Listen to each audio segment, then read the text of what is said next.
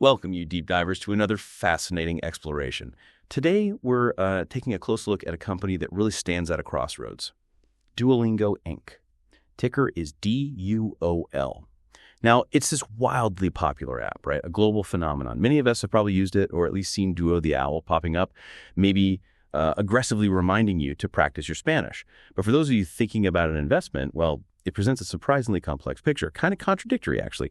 Our mission today is really to cut through the noise, help you understand the crucial bits of Duolingo's business, the good stuff, the compelling positives, but also the significant negatives. And crucially, what future milestones really matter if you're a potential investor. And that's exactly it. That's the paradox we need to unravel. Duolingo is, it's a category-defining leader in digital education, no doubt about that. It's got this remarkable product-led growth, amazing viral brand recognition, yet its current valuation, it seems to price in years and years of just flawless execution, perfection, basically. And at the same time, we're seeing this rising tide of discontent from some of its most dedicated users, too. It's this really fascinating tension, between how Wall Street sees it and what the users are actually experiencing. Okay, let's unpack this, because that contrast is really stark, isn't it? On one side, you've got Wall Street. They're overwhelmingly positive on Duolingo. So what are they seeing? Absolutely. Yeah, the story on Wall Street is, well, it's one of consistent success. Duolingo has this strong track record, right?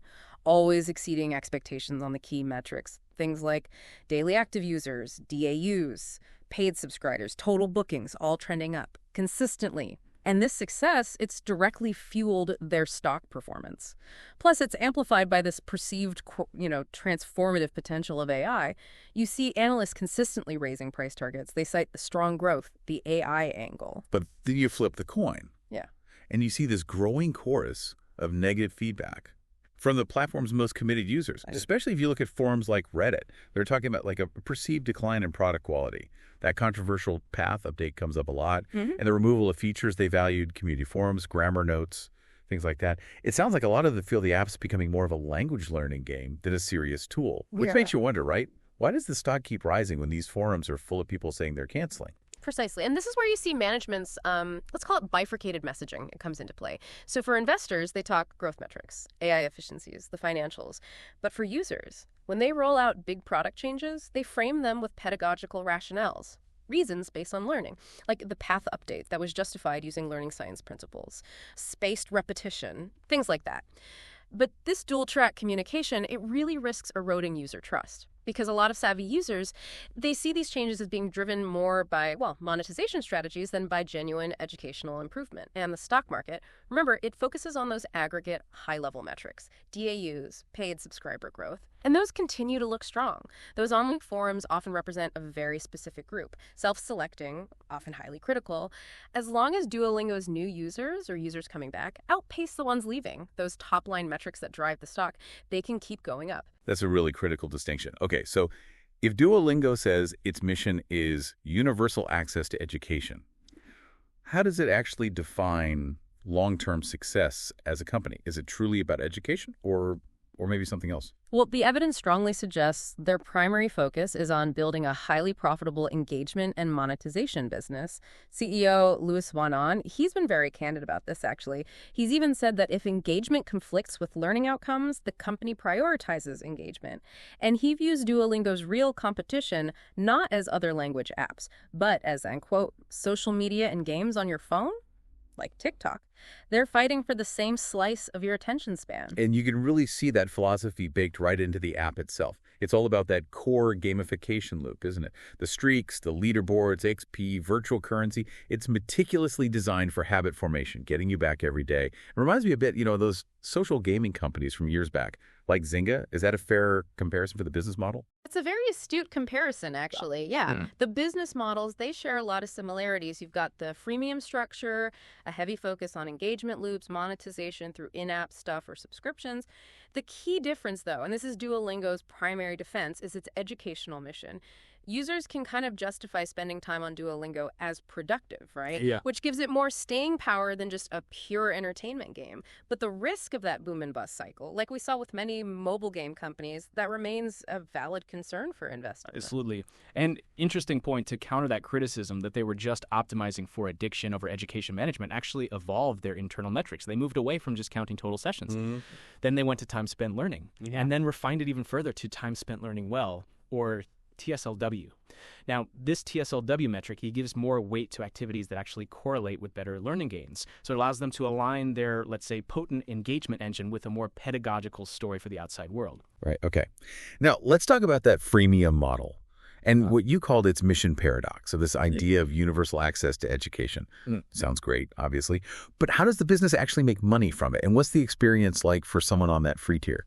Well, it's a brilliant mission statement for user acquisition, right? It lets them reach massive scale. But the business model absolutely hinges on converting a small percentage of those free users into paying subscribers. Right. As of Q1 2025, that paid penetration rate was 8.9%.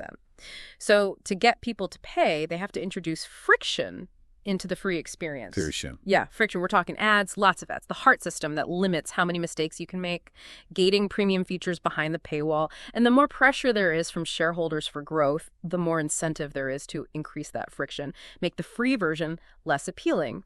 You see users on forums describing the free version as predatory, even nearly unusable. Now, while that might sound unsustainable, it actually is, as long as the paid product's value is compelling enough. Compelling enough to drive conversions that offset the churn, the people leaving.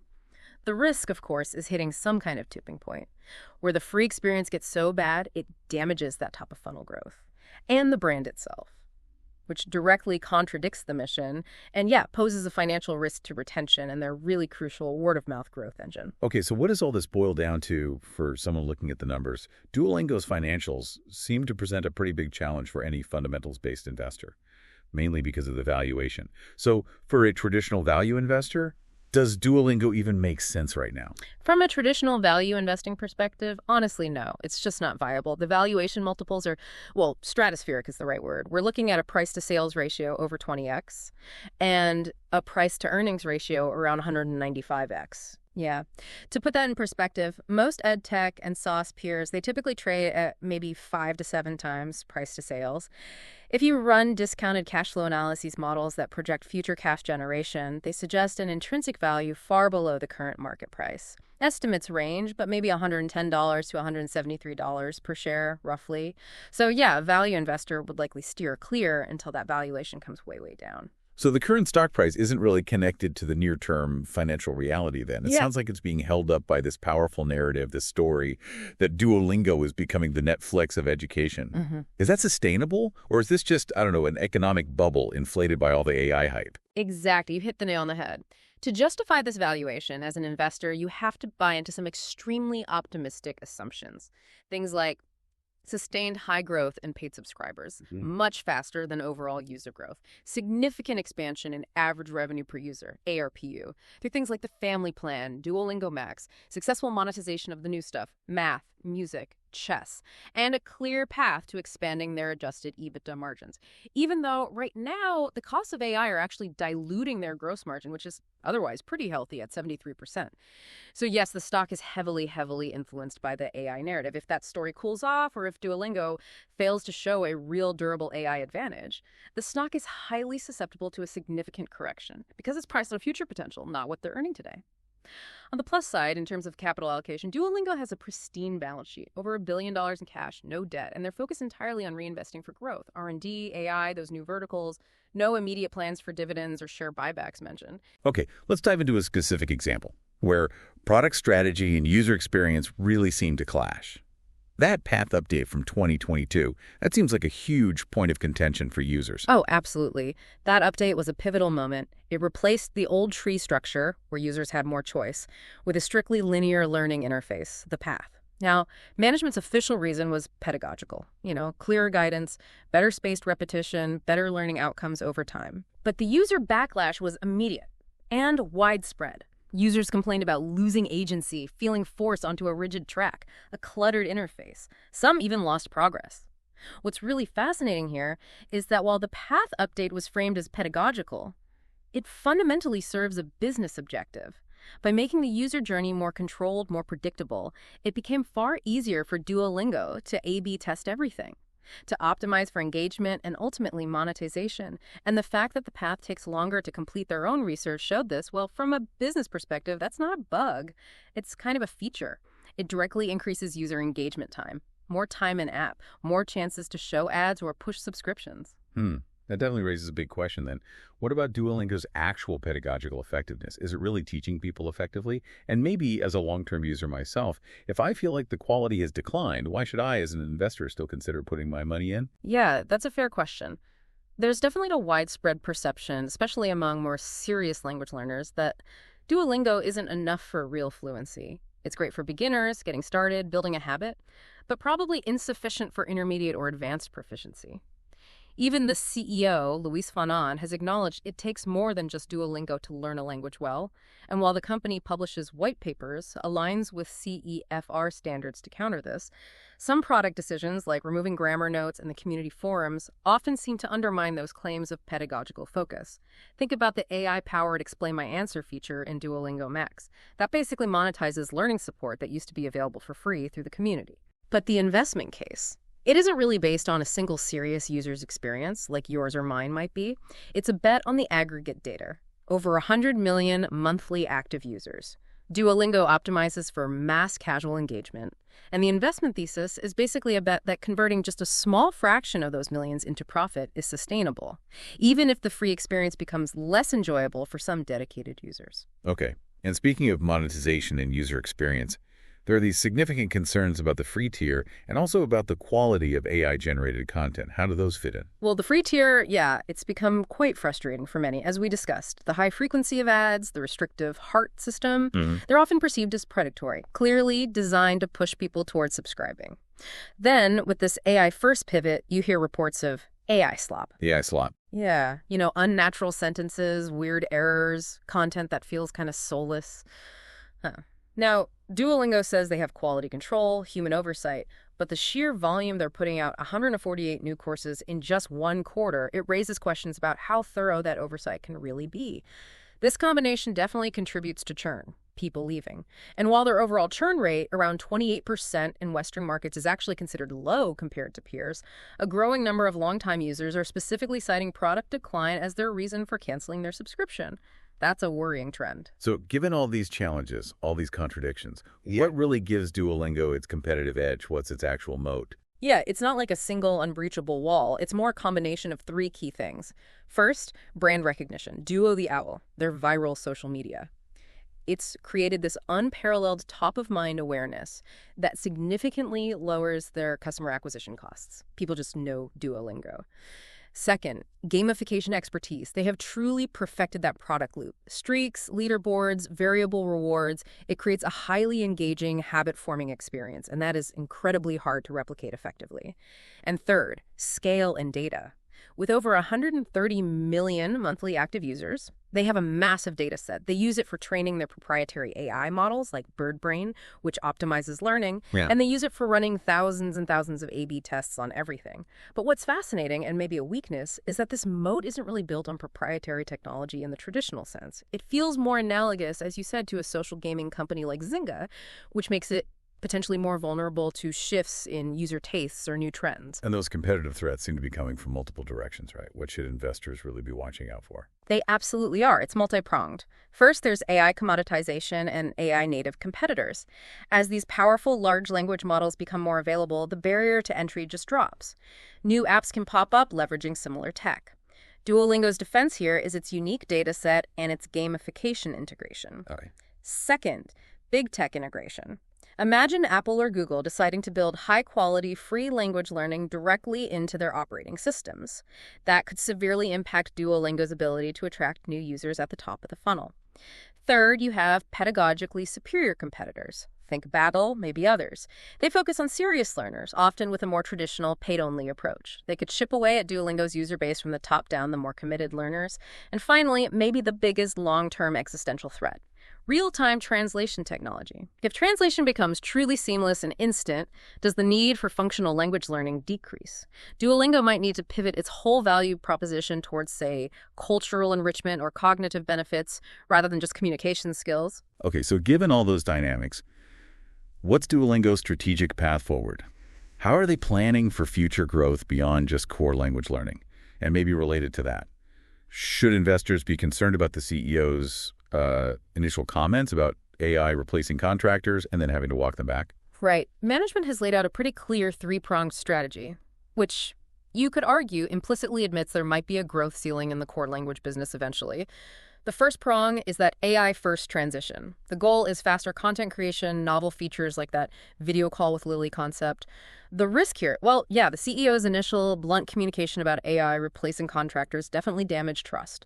It forced a public clarification, which isn't ideal. It raises legitimate concerns about leadership communication, maybe underestimating the human impact of their strategy.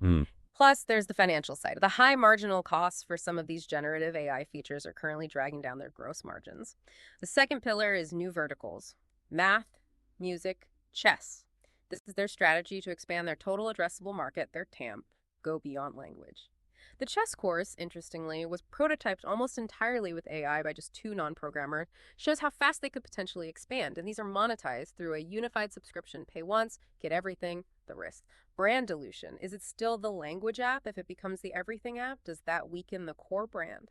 And the third pillar is the Duolingo English Test, or DET. This aims to disrupt the big players in English proficiency testing, like TOEFL and IELTS. Its value proposition is simple: convenience, accessibility, and affordability. It's like $70 versus $200 plus for the others. It's already a significant revenue driver, nearly $40 million in Q1 2025 in that other revenue category, and it's presumed to have very high profit margins. The main challenges are convincing conservative institutions about online exam security and getting wider adoption. And there's also actually a limited synergy with the users of the main learning app. Different markets, mostly. Interesting. Okay, so beyond the financials in the product, what other critical risks should investors maybe have on their radar, things beyond the balance sheet? Yeah, there are a few important ones, often related to governance and external factors. First, key person risk and succession planning. Duolingo's identity is so deeply tied to its CEO, Luis Fanon, and there's a notable governance concern here. His role is formally excluded from the Nominating and Corporate Governance Committee's mandate for succession planning. That's unusual. Oh, really? Yeah. Second, executive compensation. It's heavily weighted towards stock price performance. Now, that can align interests, but it could also potentially encourage short-term actions that boost revenue and the stock price, maybe at the expense of long-term user value or educational quality. There are no disclosed bonuses tied directly to user satisfaction or learning efficacy, for example. Third, regulatory and platform risks. Duolingo collects a lot of user data, including voice recordings for speaking exercises. That makes it exposed to evolving data privacy regulations like GDPR in Europe. Their AI strategy, sharing data with AI vendors, could also face increased scrutiny down the line. And critically, they are dependent on the Apple and Google app stores. For distribution, for revenue collection, app store fees eat up about 17% of their revenue. Any unfavorable changes in app store policies or fees could have a really material impact. And finally, don't forget geopolitical risks. Over half of their bookings come from outside the U.S., so international instability or regulatory changes could definitely affect them. Wow. Okay, so we've definitely peeled back a lot of layers today, acknowledged the significant complexity surrounding Duolingo. It's definitely not a simple story, is it? It truly isn't. There are strong arguments on both sides. But if you, as an investor listening to this, could only follow one single metric, one number, to really gauge which way things are heading, which thesis is playing out, it should probably be the paid subscriber penetration rate. That's just paid subscribers divided by monthly active users. Why that one? Because it's the ultimate arbiter, really. It tells you if the conversion funnel is actually working, if the value proposition is resonating enough for people to pay, if the monetization strategy is sustainable, and if the brand is truly strong enough to command a price despite the free option. A consistently rising rate. That validates the bull case. Growth is working. A stagnating, or worse, a declining rate. That would be a major, major red flag. Right. And that leaves us with a final provocative thought for you to chew on. Could the very pursuit of aggressive growth and engagement, driven by investor expectations, could that ultimately dilute the core educational mission that attracted millions of users in the first place? Or Is this simply the necessary, maybe unavoidable evolution for a company aiming to become a true global education giant? Something to ponder as you continue your own deep dive.